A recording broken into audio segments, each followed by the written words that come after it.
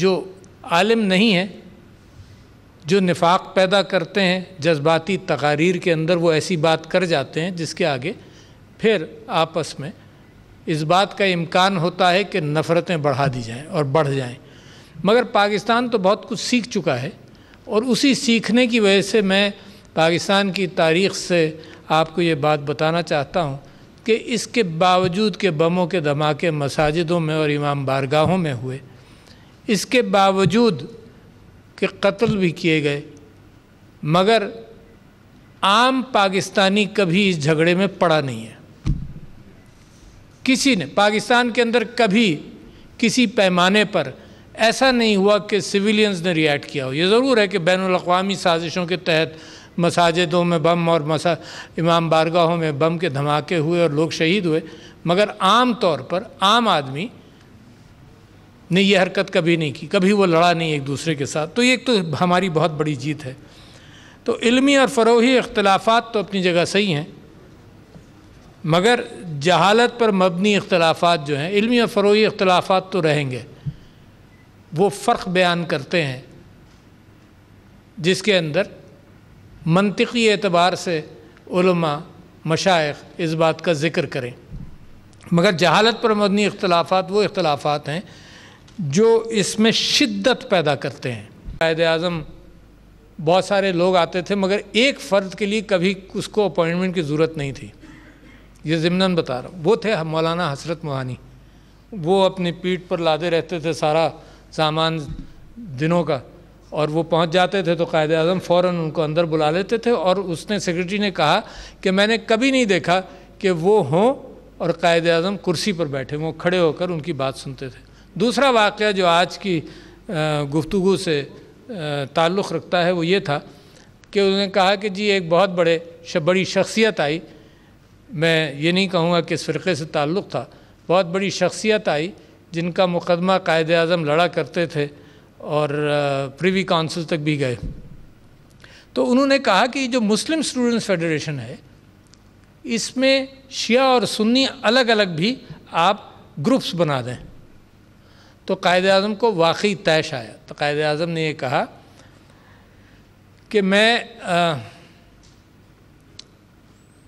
حضور اکرم صلی اللہ علیہ وسلم کے زمانے میں بہت زیادہ شیعہ اور سنی؟ تو انہوں نے کہا نہیں۔ انہوں نے کہا کہ جب پاکستان بنے گا، اور انہوں نے کہا کہ میں بھی شیعہ اور سنی نہیں ہوں، آئی ایم اے مسلمان۔ مسلمان وہ بڑے زور سے کہا کرتے، آئی ایم اے مسلمان۔ تو انہوں نے کہا کہ جب پاکستان بنے گا تو وہ بھی شیعوں اور سنیوں کا نہیں ہوگا، مسلمانوں کا ہوگا۔ That was a statement and he stick by it. اچھا، یہ وہ وعدہ ہے جو سب سے کیا گیا نا، سارے مسلمانوں سے وعدہ کیا گیا، اور اس وعدے کی خلاف ورزی میں اور آپ نہیں کر سکتے۔ مگر میں یہ بھی جانتا ہوں کہ جیسے جیسے ہمارے اندر انتشار پیدا کرنے والے اور نفاق پیدا کرنے والے لوگ ہوتے ہیں، اور جیسے جیسے ان کی حرکتیں بڑھتی ہیں، تو اس ہندوستان کے اندر بھی آپ نے یہی دیکھا۔ اپنے عروج پر گورا برٹشر صرف 3000 تھے ہندوستان میں، صرف 3000، اور 3000 لوگ پورے ہندوستان پر قبضہ بھی کیا ہوا تھا اور حکومت بھی کرتے تھے، 3000 لوگوں نے۔ اور وہ شروع کب سے ہوا؟ شاید آپ کو یاد بھی ہو تاریخ کے حوالے سے کہ رابرٹ کلائیو جو 25-30 سال کا بھی نہیں تھا، 30 سال کا نہیں تھا، چھوٹا ہی تھا، رابرٹ کلائیو کو وہ برٹش ایسٹ انڈیا کمپنی نے یہ کہا کہ بھئی فرانسیسیوں کا بھی مقابلہ کرنا ہے۔ اس نے جنگ لڑی، اس نے نواب سراج الدولہ کے ساتھ کلکتے پر نواب سراج الدولہ نے بھی حملہ کیا، مگر میر جعفر نے اس کے ساتھ فوجیں تیار تھیں، کلکتے سے تھوڑی دور پر فوجیں، پلاسی پر شاید فوجیں تیار تھیں، اور راتوں رات وہ اپنے دستے لے کر رابرٹ کلائیو کے ساتھ مل گیا، اور پھر اس کو جو پیسہ دیا گیا کئی کروڑ روپے میں رابرٹ کلائیو کو، اپنی ذات کے لیے بھی اور برٹش کے لیے بھی۔ اسی طرح سے جب نا اتفاقی ہوتی ہے تو نادر شاہ کا بھی آپ نے حال دیکھا ہوگا اور سنا ہوگا کہ اس نے آ کر وہاں پر مغل جو بادشاہ تھا اس کو گھیر لیا، اس نے نکلنے دیا۔ اور سیکھا کہاں سے تھا انہوں نے؟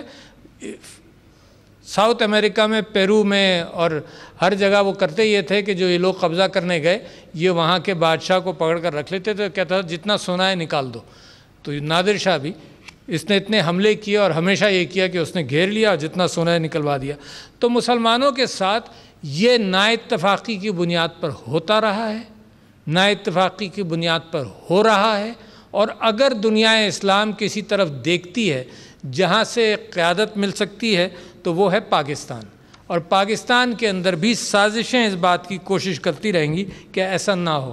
مگر آپ یہ دیکھیے کہ جب آپ مل کر کوئی کام کرتے ہیں, اس کے اندر کورونا وائرس کا مقابلہ ہے, جب آپ نے مل کر کام کیا تو کوئی وجہ نہیں, میں وجہ بعد میں بتاؤں گا, کوئی وجہ نہیں کہ ایک ہی نسل کے اعتبار سے ایک ہی جینز ہیں. میں سمجھتا ہوں سب سے اہم بات ہے کہ صبر کریں, اور صبر کے ساتھ ساتھ آپ حق کی نصیحت کریں. اور یہ جہاں بھی یہ معاملہ ہو, اور اگر آپ نے وہ اعلامیہ پر ہاتھ اٹھا کر بات مانی ہے تو میں سمجھتا ہوں اس کا پرچار کریں اور اس پر عہد کر لیں لوگوں کا, تاکہ پاکستان کے اندر سے یہ چیز ختم ہو جائے. اگر آپ لوگوں نے عہد لے لیا اس کے اوپر, اور بڑا کمپریہنسو اعلامیہ ہے, اس کے اوپر اگر آپ لوگوں نے عہد لے لیا تو آپ کے پیروکاروں کی مجال نہیں ہے کہ وہ اس سے ہٹیں. اور میں آخر میں یہ بات کہنا چاہتا ہوں کہ جو ایکشن لینا ہے حکومت نے وہ بلا تفریق ضرور لیں, اور سخت ایکشن لیں کہ یہ بات ختم ہو. پاکستان نے سیکھا کیا حضور؟ پاکستان نے سیکھا یہی کہ دہشت گردی کا مقابلہ کیا, منافرتوں کو کم کیا. پچھلے 10-15 سال میں ہم نے قربانیاں دے کر یہی تو سیکھا ہے. ہندوستان جو ہے وہ اب اپنے ملک کے اندر منافرتیں شروع کر رہا ہے. ہم تو گزر چکے ہیں, ہم تو سیکھ چکے ہیں. 15-20 سال کے اندر خوب جناب ہم نے قربانیاں بھی دیں, لوگ شہید بھی ہوئے, ہم نے اپنی آبادی کے اندر حال خراب کیا. ہم سیکھ کر, ہم صبر کر کے اور ہم نے مقابلہ کر کے ان کو ہرا دیا. صرف پاکستان وہ واحد ملک ہے جس نے دنیا میں دہشت گردی کو ختم کیا اپنے ہاں. باقی سب ہار گئے. امریکہ کوشش کرتا رہا, ہار گیا. بلکہ سارے پاکستان کے مغرب کے اندر آپ دیکھتے چلے جائیے, لیبیا تک حال خراب ہو گیا. پاکستان نے مقابلہ کیا, یہی ہم نے سیکھا. ہندوستان اس گڑھے کے اندر گر رہا ہے. ہمیں کوئی خوشی نہیں ہے کہ گرے, کیونکہ وہاں بھی مسلمانوں کے ساتھ ظلم و تشدد ہوگا. ہمیں کوئی خوشی نہیں ہے, مگر ہم جانتے ہیں کہ وہ اپنے لیے گڑھا کھود رہے ہیں. اور میں سمجھتا ہوں کہ پاکستان کے اندر جو اشتراک کی بات ہے اور جو ہم آہنگی ہے اس کو فروغ دینا چاہیے, تاکہ ہمارا مقدمہ فلسطین اور کشمیر کے حوالے سے دنیا کی سمجھ میں آئے. پاکستان نے یہ طے کیا, عمران خان صاحب نے یہ کیا کہ ہم اپنی مائنورٹیز کے ساتھ دنیا کو دکھائیں گے اقلیتوں کے ساتھ ہم کیا سلوک کرتے ہیں. یہ ہے مسلمان کا انصاف کی بنیاد پر عمل کرنا. دنیا میں آج موریلٹی کی دنیا نہیں ہے, اصول پسندی کی دنیا نہیں ہے. صرف اس بات کی دنیا ہے کہ کس قوم اور کس ملک کی جیب بھری ہوئی ہے, کہاں سے تجارت بہتر ہو سکتی ہے. لہٰذا آپ نے یہ بھی دیکھ لیا کہ اقوام متحدہ خود بھی وہ کام کر نہیں سکتا جو اصولی طور پر دنیا کے اندر فلسطین اور کشمیر بالخصوص اس کے حوالے سے کرنا چاہیے. مسلمان جب اب دنیا پر غالب آئے گا, مجھے یقین ہے آپ لوگ انشاءاللہ اپنی زندگیوں میں دیکھنا شروع کر دیں گے اس کے اثرات.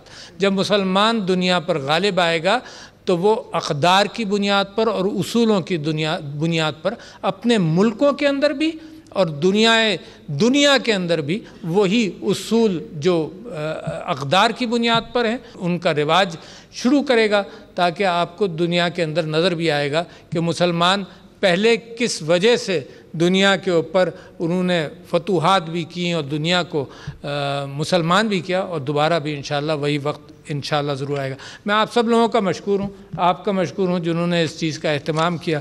یہ رابطہ علماء کا آپس میں بھی اور ریاست کے ساتھ بھی یہ مسلسل رہنا چاہیے, کیونکہ پاکستان ایک اس دہج پر پہنچ چکا ہے جس کو ٹپنگ پوائنٹ بھی انگریزی میں کہتے ہیں, کہ جہاں سے اب بہتری ہی بہتری انشاءاللہ اس کا مقدر ہے. شکریہ.